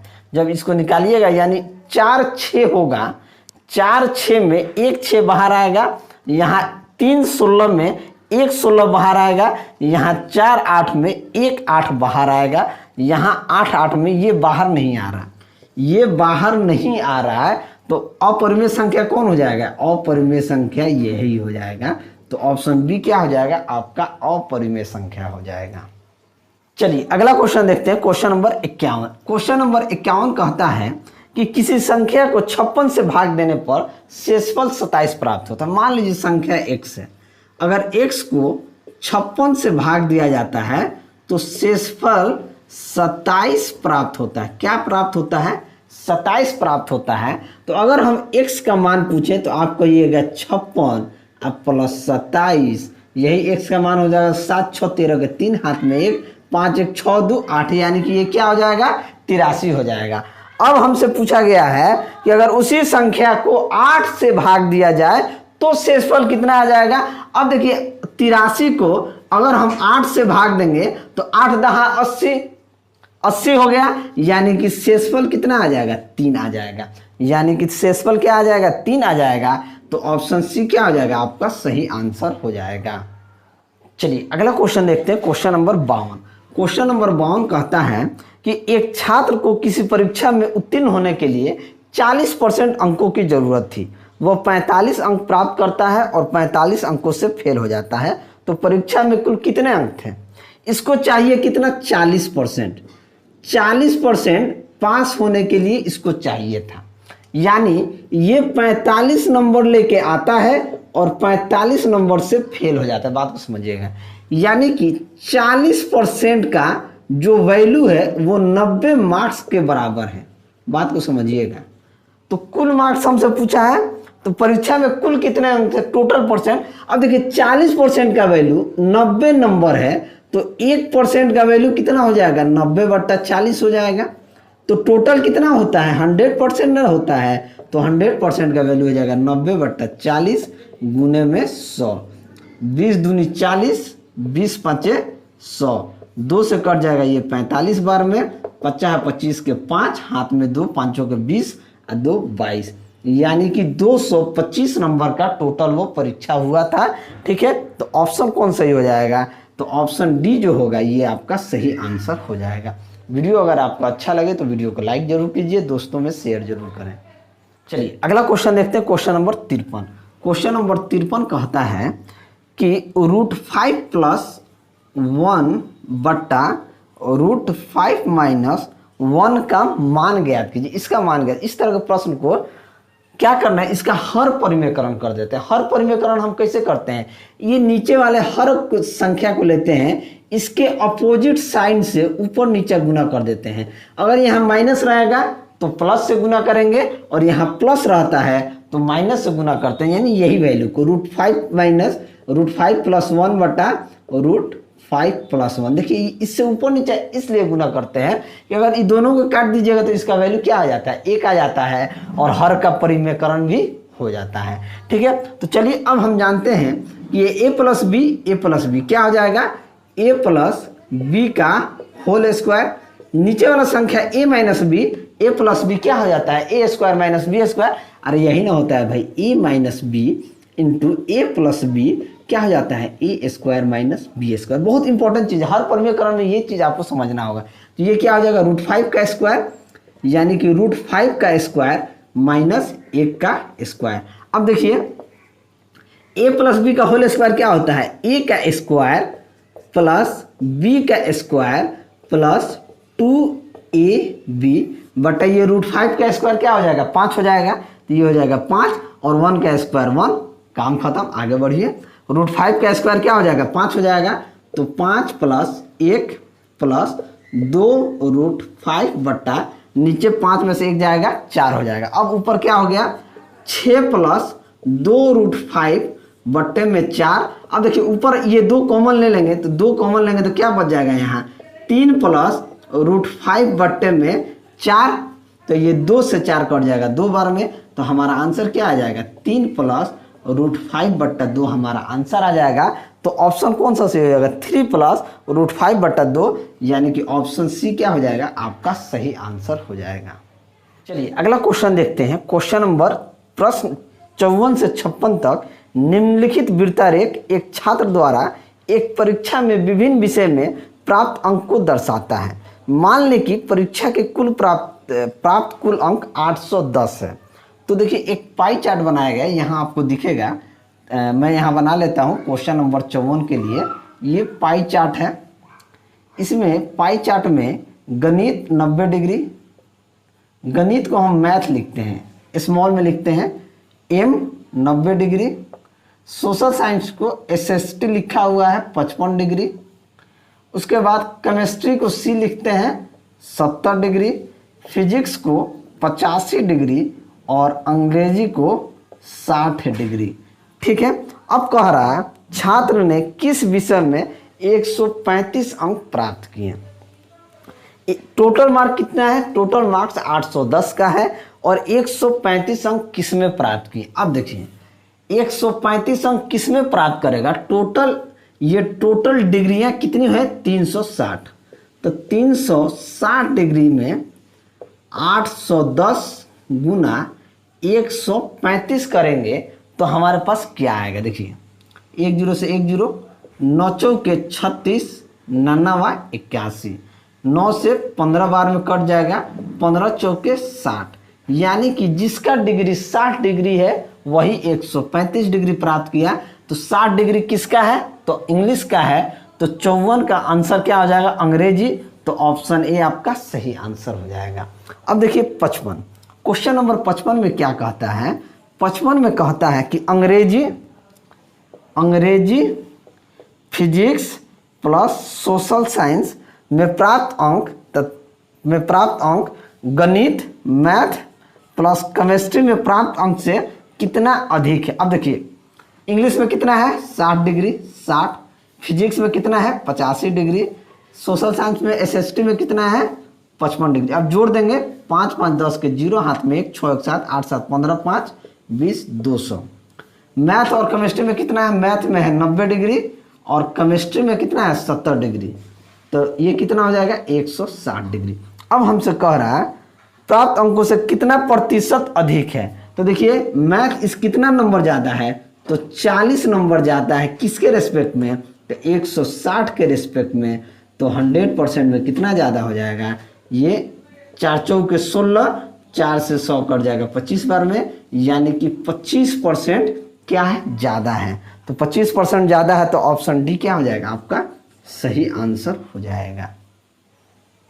अगला क्वेश्चन देखते हैं, क्वेश्चन नंबर 56। क्वेश्चन नंबर 56 कहता है कि 5 साल पहले एक आदमी अपने बेटे से 7 गुना था, अब 5 साल में वह अपने बेटे से 3 गुना बड़ा रह जाएगा, तो 2 साल पहले उनकी आयु क्या थी। अब देखिए ये है पिता, ये है पुत्र। 5 साल पहले 5 साल पूर्व बेटे का जो उम्र था वो पिताजी के उम्र का 7 गुना था, पुत्र के उम्र का पिताजी 7 गुना थे। 5 साल बाद ये उम्र क्या हो जाता है, ये उम्र हो जाता है पुत्र के उम्र का 3 गुना, यानी कि ये अगर 1 साल का होगा तो ये कितना का हो जाएगा 3 साल का हो जाएगा। अब देखिए इसका पिता और पुत्र का उम्र कितना का अंतर है 2 का, और यहाँ पे कितने का अंतर है 6 का, तो इसको हमको बराबर करने के लिए ऊपर वाला में 2 से गुना कर देंगे और नीचे वाला में 6 से गुना कर देंगे, तो हमारे पास इक्वेशन क्या मिल जाएगा, 2 सते 14, 2 एकम 2, 36 18, 6 एकम 6। अब देखिए क्या होता है 5 साल पहले 5 साल बाद इन दोनों के बीच में जो उम्र होता है, अगर मान लीजिए कि आज 2021 चल रहा है, 5 साल पहले क्या था तो 2016 था, आज से 5 साल बाद क्या हो जाएगा तो 2026 हो जाएगा, तो 2016 और 2026 के बीच कितना का डिफरेंस आ रहा है, तो 10 साल का डिफरेंस आएगा। कितना का डिफरेंस आएगा, तो 10 साल का यहाँ से डिफरेंस आएगा। 5 साल पहले 5 साल बाद का डिफरेंस होगा वो 10 साल का होगा। अब देखिए लेकिन यहाँ जो अंतर आ रहा है वो 4 का अंतर आ रहा है, यहाँ भी अंतर आ रहा है 4 का, यानी कि 4 साल का अंतर में 10 वर्ष का हो रहा है, तो 1 वर्ष में कितना हो जाएगा 10/4। अब हमसे पूछा गया है 2 साल पहले का उम्र, 2 साल पूर्व में अगर पिताजी का उम्र हमसे पूछा जाए तो 14 गुना 10/4 प्लस 5 साल पहले और 2 साल पहले, बात को समझिएगा, इसमें कितना का अंतर आ जाएगा 3 का अंतर आ जाएगा, तो ये +3 कर देंगे। 2 दूनी 4, 2 साते 14, 2 पाँचे 10, 7 पाँचे 35 और 3 38, यानी कि पिताजी का जो उम्र हो जाएगा वो 38 साल हो जाएगा। अगर पुत्र की उम्र देखें, पुत्र की उम्र 5 साल पहले क्या था 2 साल का था, तो 2 गुने 10/4 प्लस 3 हो जाएगा। 2 दूनी 4, 2 5 10, 5 प्लस 3 8, यानी कि बेटा कितना उम्र का होगा? 8 वर्ष का। तो पिताजी कितने उम्र के होंगे? 38 वर्ष के, और बेटा कितना होगा? 8 वर्ष का। तो ऑप्शन सी जो होगा ये आपका सही आंसर हो जाएगा। चलिए अगला क्वेश्चन देखते हैं, क्वेश्चन नंबर 57। क्वेश्चन नंबर 57 क्या कहता है? कहता है कि यदि रेखा x बराबर -4 और बिंदु कोई है -1 और 3 का प्रतिबिंब क्या होगा? हमसे क्या पूछ रहा है? प्रतिबिंब क्या होगा। देखिए अगर कोई भी बिंदु दिया हो, मान लीजिए बिंदु XY हो, कोई बिंदु XY दिया हो और x बराबर कोई कांस्टेंट दिया हो, यानी कि स्थिरांक दिया हो। c क्या है? स्थिरांक है, कोई कांस्टेंट है, ठीक है। x बराबर c दिया हो, अगर हमसे प्रतिबिंब पूछता है, अगर हमसे प्रतिबिंब पूछे तो हमको क्या करना है? तो प्रतिबिंब बराबर हो जाता है 2c माइनस एक्स और y जीव का त्यों हो जाएगा, क्योंकि यहाँ पे x का वैल्यू दिया गया है, ठीक है। क्या करना है? प्रतिबिंब पूछे, कोई भी वैल्यू दिया है, जैसे x बराबर कांस्टेंट, कोई भी वैल्यू दिया हो, हमें मतलब नहीं है। यहाँ पे माइनस प्लस, जो भी यहाँ पे माइनस दिया है, प्लस भी दे सकता है, कुछ भी दे सकता है। तो हम कैसे निकालेंगे प्रतिबिंब? 2c माइनस एक्स और y जीव का त्यों हो जाएगा। तो यहाँ से देखिए 2 गुना c का वैल्यू किया -4, तो -4 माइनस, और ये x का वैल्यू क्या दिया है? ये x है और ये क्या है? y है। तो इस x का वैल्यू क्या दिया है? -1 और y का वैल्यू क्या दिया है? 3, तो 3 ही रहने देंगे। 2 चौके 8, माइनस का 8, माइनस माइनस प्लस का 1 और ये 3, तो ये क्या हो जाएगा? माइनस का 8 प्लस का 1, तो क्या हो जाएगा? माइनस का 7 और 3, यानी कि प्रतिबिंब का जो प्रतिबिंब होगा वो -7 और 3 हो जाएगा। तो -7 और 3, यानी कि ऑप्शन बी जो होगा ये आपका सही आंसर हो जाएगा। चलिए अगला क्वेश्चन देखते हैं, क्वेश्चन नंबर 58। क्वेश्चन नंबर 58 कहता है कि ABCD एक चक्रीय चतुर्भुज है तथा O वृत्त का केंद्र है। यदि कोण COD 140 डिग्री तथा कोण CAB 40 डिग्री है तो कोण DCB ज्ञात कीजिए। अब देखिए चक्रीय चतुर्भुज है, वृत्त के अंदर है, मान लीजिए ये एक वृत्त है, ठीक है। एक चक्रीय चतुर्भुज है,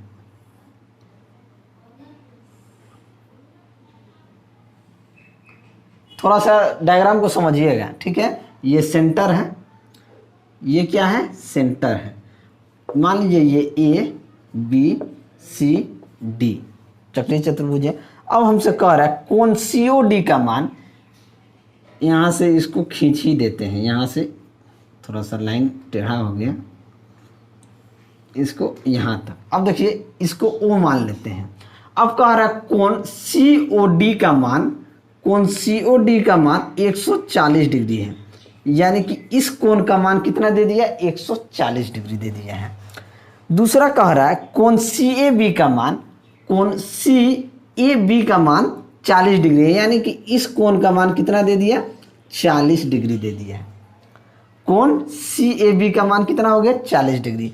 ये जो यहाँ से लंब डाला जा रहा है, तो ये कोण क्या हो जाएगा? समकोण होगा, यानी कि ये कितना डिग्री का होगा? 90 डिग्री का होगा।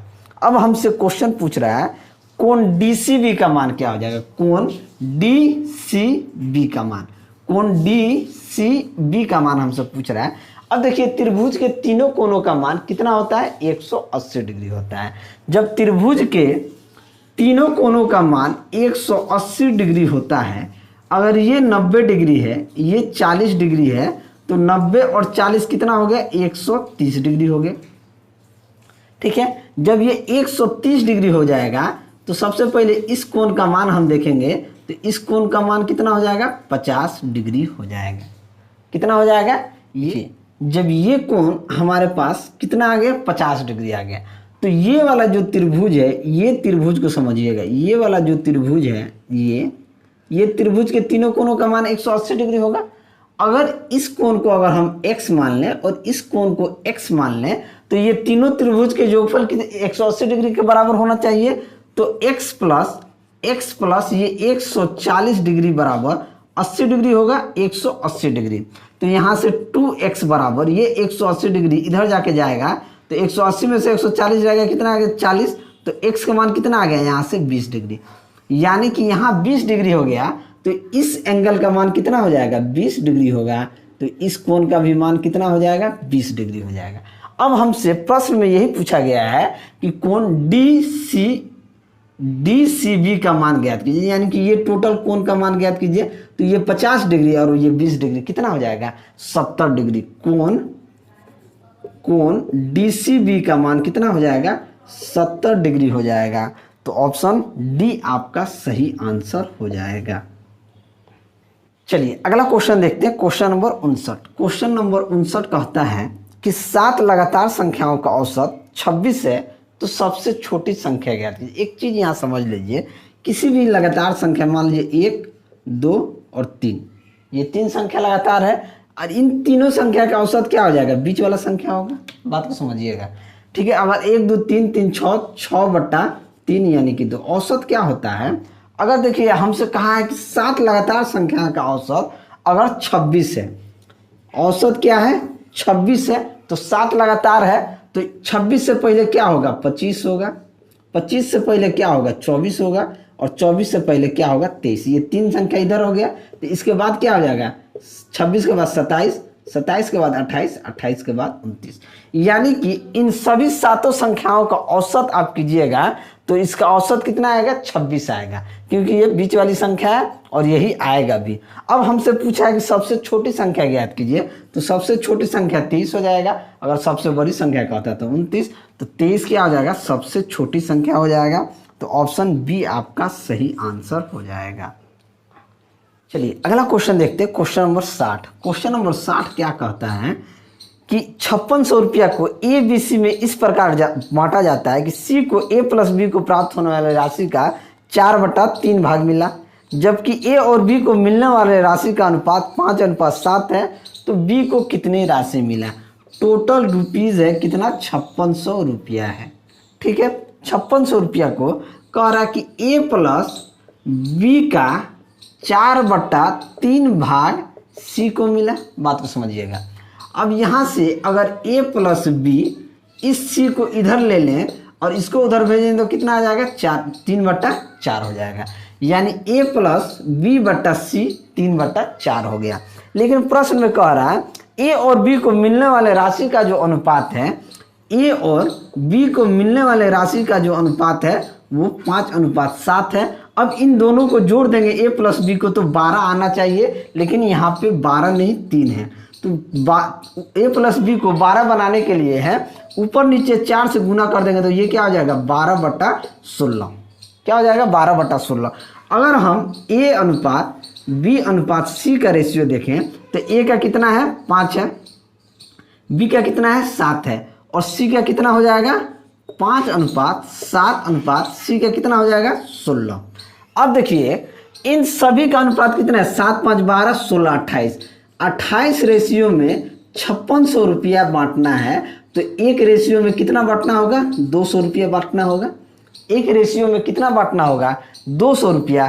तो हमसे प्रश्न में कह रहा है कि B को कितनी राशि मिलेगी, यानी कि B को कितनी राशि मिलेगी। तो 7 × 200 यानी कि 1400 रुपया B को मिलेगा। तो ऑप्शन बी क्या हो जाएगा आपका सही आंसर हो जाएगा। चलिए अगला क्वेश्चन देखते हैं, क्वेश्चन नंबर 61। क्वेश्चन नंबर 61 क्या कहता है कि यदि किसी त्रिकोण में कोण B बराबर 90 डिग्री तथा कोण A बराबर 30 डिग्री है, यानी कि कोण B बराबर 90 डिग्री हो और कोण A बराबर 30 डिग्री हो, तो कह रहा है कि 2 sin 2A minus cos 2A minus tan 2A का मान ज्ञात कीजिए। अब 2 sin 2A का मान कितना दिया है 30 डिग्री, तो गुना 30 माइनस कॉस 2 × 30 माइनस tan 2 गुना ये एक 30 डिग्री से गुना करेंगे तो 30, तो ये क्या आ जाएगा, ये आ जाएगा 2 sin 60 degree minus cos 60 degree minus का tan 60 डिग्री, tan 60 डिग्री। अब देखिए tan 60 डिग्री का मान क्या होता है √3/2, तो 2 गुना √3/2 माइनस को 60 डिग्री का मान होता है 1/2 माइनस tan 60° का मान होता है √3। ये 2 से 2 कट गया तो ये क्या बच जाएगा, √3 माइनस 1/2 माइनस का √3। ये प्लस में है, ये माइनस में है तो कट जाएगा, यानी कि आंसर क्या हो जाएगा, माइनस का 1/2। माइनस का 1/2 यानी कि ऑप्शन डी जो है आपका सही आंसर हो जाएगा। चलिए अगला क्वेश्चन देखते हैं, क्वेश्चन नंबर 62। क्वेश्चन नंबर 62 कहता है कि दो भिन्न के बीच का अंतर 5/6 है। यदि उनमें से छोटे भिन्न 3/4 है तो दूसरे भिन्न क्या होगी। मान लीजिए हमने माना कि एक बड़ी भिन्न है जिसका मान x है, तो क्या है x माइनस 3/4 का वैल्यू 5/6 दिया है, तो x को यहीं रहने देंगे, इसको उधर भेज देंगे तो क्या हो जाएगा 5/6 प्लस 3/4। 6 और 4 का एलसीएम कितना हो जाएगा आपका 12 हो जाएगा। 6 दूना 12, 2 5 10, 4 3 12, 3 3 9, यानी 10 9 19/12, यानी कि बड़ा वैल्यू क्या हो जाएगा 19/12। तो ऑप्शन डी क्या हो जाएगा आपका सही आंसर हो जाएगा। चलिए अगला क्वेश्चन देखते हैं, क्वेश्चन नंबर 63। क्वेश्चन नंबर 63 कहता है कि यदि 7 के पावर 21 प्लस 7 के पावर 22 प्लस 7 के पावर 23 प्लस 7 के पावर 24 को अगर 25 से भाग दिया जाता है तो शेषफल क्या बचेगा, हमसे यही पूछा है। देखिए क्या होता है, a के पावर m गुना a के पावर n बराबर क्या होता है a के पावर m प्लस n। ये चीज़ आपको समझ में आना चाहिए। यहाँ देखिए अगर 7 के पावर 21 को अगर हम कॉमन ले लें तो अंदर में क्या बचेगा, यहाँ तो 1 बचेगा, यहाँ क्या बचेगा 7 का 7, यहाँ 1 बचेगा और यहाँ 7 बचेगा, यहाँ बचेगा 7 का स्क्वायर बचेगा और यहाँ 7 का क्यूब बचेगा। अगर इसे हम 25 से भाग देते हैं, बात को समझिएगा। अब देखिए a के पावर m गुना a के पावर n बराबर होता है a के पावर n प्लस n। 7 के पावर 21 को 1 से गुना करेंगे तो 7 के पावर 21 आ जाएगा। 7 के पावर 21 यहाँ कुछ नहीं है तो पावर 1, 7 के पावर 21 गुना 7 के पावर 1, 7 के पावर 22 हो जाएगा। ये इस तरीके से होता है, a के पावर m गुना a के पावर n बराबर a के पावर m प्लस n। अब देखिए क्या करते हैं, 7 के पावर 21 को यहाँ रहने देते हैं, ये हो जाएगा 1 प्लस 7 का स्क्वायर हो जाएगा 49 और 7 का क्यूब हो जाएगा 343 बट्टे में क्या 25 से आप भाग देंगे तो ये क्या आ जाएगा 7 के पावर 21 को यहाँ रहने दीजिए, 8 7 7 1 8, 8 9 17, 17 3 20 के 0 हाथ में 2, 4 2 6, 6 4 10 के 0 हाथ में 1, 3 1 4, 400/25। अब देखिए 400 को अगर आप 25 से काटिएगा तो कट जाएगा, 25 चौका से 4 चौका 16, यानी कि 16 बार में कट जाएगा। तो रिमाइंडर क्या आ जाएगा, यहाँ से रिमाइंडर 0 आएगा, यानी कि शेषफल क्या आ जाएगा, शेषफल आपका 0 आ जाएगा। तो ऑप्शन सी क्या हो जाएगा आपका सही आंसर हो जाएगा। चलिए अगला क्वेश्चन देखते हैं, क्वेश्चन नंबर 64। क्वेश्चन नंबर 64 क्या कहता है कि दो पाइप क्रमशः 12 और 20 घंटा में एक टैंक को भर सकते हैं। पाइप एक साथ खोले जाते हैं और यह पाया जाता है कि तल में अस्थायी रिसाव के कारण टंकी को भरने में 30 मिनट अतिरिक्त समय लगता है। यदि ए और बी 5 घंटे के लिए खुलता है और फिर बंद हो जाता है तो रिसाव कितने समय में इसे खाली कर देगा। दो टैंक है, मान लीजिए ए और बी। ए इसे कितना देर में भरता है तो 12 घंटा में, बी इसे 20 घंटा में भरता है। इन दोनों का एलसीएम लेंगे तो क्या हो जाएगा, 12 20 का एलसीएम कितना हो जाएगा 60। अब यहाँ से अगर ए की अगर हम क्षमता देखें तो ए की क्षमता हो जाएगी 60/12 यानी कि 5 और बी की क्षमता हो जाएगी 60/20 यानी कि 3। अगर ये ए प्लस बी कितने समय में इस टंकी को भर सकता है तो हम कहेंगे 5 3 8 यानी कि 60/8 कितना समय लगेगा, 8 7 56, 8 7 56, 56 10 में 6 4 0, 8 5 40 यानी कि 7.5 घंटा लगा। लेकिन 7.5 घंटा इन दोनों को भरने में लगता है, लेकिन कह रहा है कि एक छेद होने के कारण मान लीजिए एक सी पाइप है जिसे 0.5 घंटा अतिरिक्त लगता है यानी कि 8 घंटा लगता है। बात को समझिएगा, आधा घंटा क्या लगता है अतिरिक्त लगता है। यदि ए और बी को 5 घंटे के लिए खोला जाता है और फिर बंद कर दिया जाता है। अगर मान लीजिए ए और बी को 5 घंटे के लिए खोला जाएगा, तो ए और बी की एफिशिएंसी क्या है, 5 3 8, तो 8 घंटा में 8 के क्षमता से 5 घंटा में ये कितना लीटर पानी को भरेगा, तो 40 लीटर पानी भरेगा। ठीक है, लेकिन एक छेद होने के कारण जिसकी क्षमता 0.5 है, मान लीजिए सी की क्षमता अगर 0.5 है, तो ये भी तो 5 घंटा तक चालू होगा। जब ये 5 घंटा तक चालू होगा तो कितना भरेगा, 50 25 यानी कि 2.25, जिसके कारण कितना लीटर पानी भरेगा, तो ये आपका 37 कितना जाएगा, 37.75 लीटर ही पानी भरेगा। इतना ही पानी भरेगा। अब हमसे बताइए कि 37.75 लीटर ही पानी इसमें भरा जा रहा है।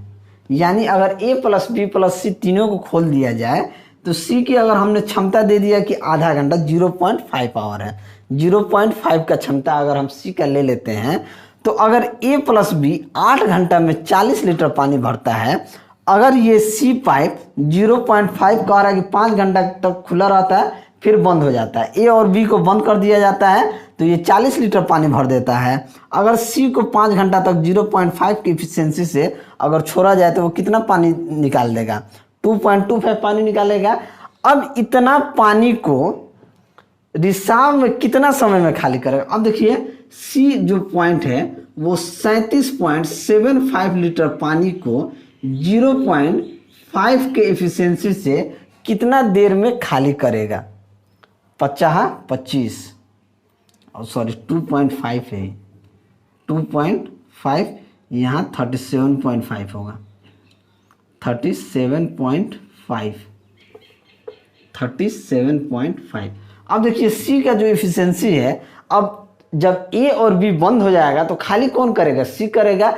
अगर सी 0.5 की एफिशिएंसी से 37.5 लीटर पानी ऊपर नीचे 10 से गुना कर देंगे तो ऊपर हो जाएगा 375, नीचे हो जाएगा 5, ये कितना 5 7 35 और 50 25, यानी सी जो है उसे 75 घंटा में खाली करेगा। उसे खाली करने में कितना टाइम लग जाएगा, 75 घंटा लग जाएगा। तो ऑप्शन बी क्या हो जाएगा, आपका सही आंसर हो जाएगा। चलिए अगला क्वेश्चन देखते हैं, क्वेश्चन नंबर 65। क्वेश्चन नंबर 65 क्या कहता है, क्वेश्चन नंबर 65 कहता है क ख की तुलना में दोगुनी गति से चलता है। ठीक है, और ख ग की तुलना में तिगुनी गति से चलता है। यदि ग 1.5 घंटा में जितनी दूरी तय करता है उतनी दूरी क कितने देरी में तय करेगा। देखिए क ख और ये ग 3 है। क जो है ख की तुलना में दुगनी गति से चलता है, यानी क जो ख की तुलना में दुगनी गति से चलता है तो ये दुगनी हो गए। अब कह रहा है ख ग की तुलना में तिगुनी गति से चलता है, तो इसका अनुपात क्या हो जाएगा, 3:1। अब जिधर कुछ नहीं रहता है ये उसके बगल में ये बैठा दीजिए, इसके बगल में 3 बैठा दीजिए, इसके बगल में 1 बैठा दीजिए, तो इसका अनुपात क्या हो जाएगा, 2 3 6, 1 3 3, 1 1 1। ये क्या हो जाएगा, गति हो जाएगा। गति के उल्टा क्या होता है, समय होता है। तो समय क्या हो जाएगा, समय अगर हमने देखा जाए तो ये हो जाएगा 1/6, 1/3 और 1/1 मतलब 1। अब ये 6 3 का एलसीएम लेंगे तो क्या हो जाएगा, 6 होगा। एलसीएम क्या हो जाएगा इसका, 6 एलसीएम होगा, तो ये अनुपात क्या हो जाएगा, 6 × 6 यानी कि 1:3 दूनी 6 यानी कि 2 और 6 × 6। अब कह रहा है कि 6 इसको 6 जो है 6 के बराबर कितना समय लगता है, 90 घंटा। 1.5 घंटा, 1.5 घंटा का मतलब होता है कि 90 मिनट। तो 6 बराबर अगर 90 मिनट है तो 1 के बराबर कितना हो जाएगा, 15 मिनट। तो क्वेश्चन में कह रहा है कि क को कितनी समय लगेगा, तो 1:15 मिनट है, तो 15 × 1 यानी कि 15 मिनट उसे समय लगेगा। 15 मिनट लगेगा, यानी कि ऑप्शन ए जो है आपका सही आंसर हो जाएगा। चलिए अगला क्वेश्चन देखते हैं, क्वेश्चन नंबर 66। क्वेश्चन नंबर 66 कहता है यदि ये क्वेश्चन का लेवल जो है ये सीजीएल लेवल का क्वेश्चन है, इसे हमें करने की जरूरत नहीं है, लेकिन इसका आंसर हम आपको बता देते हैं। इसका आंसर 0 ही आता है। 66 का आंसर क्या आ जाएगा, 0 आ जाएगा। अगर आपको करना है, थोड़ा सा इसमें प्रोसेस लंबा है, आप कर सकते हैं, ठीक है। लेकिन 66 का आंसर क्या हो जाएगा 0। हम करते हैं 67 नंबर क्वेश्चन कह रहा है कि एक फुटबॉल टीम ने 6 मैचों में निम्नलिखित गोल किए, निम्न तालिका के आधार पर गेम में उनका औसत स्कोर क्या था। औसत यानी कि औसत क्या होता है, सभी संख्याओं को जोड़ के सभी संख्या से भाग दे दीजिए।